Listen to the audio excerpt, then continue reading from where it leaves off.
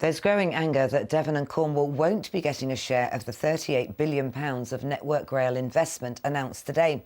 The money's being spent on upgrading the country's rail infrastructure over the next 5 years.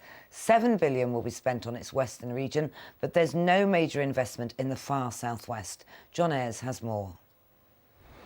These images of Dawlish have been seen around the world. Promises have been made to make this railway more resilient.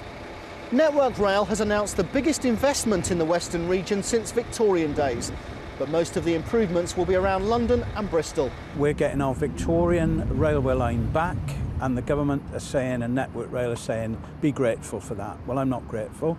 I'm not grateful for the fact that they plan to spend 5 times as much on every passenger between London and Bristol compared with the spend between London and Plymouth. These latest investment plans were drawn up before the collapse of the Dawlish Sea Wall. But that aside, there's criticism that the South West is at the bottom of the list of priorities.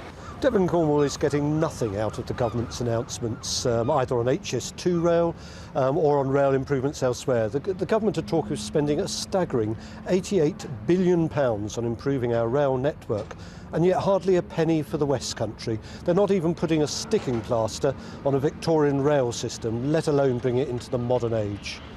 Network Rail says investment at Bristol will improve connectivity to the far southwest. It also says a rail task force is looking at the future resilience of this line.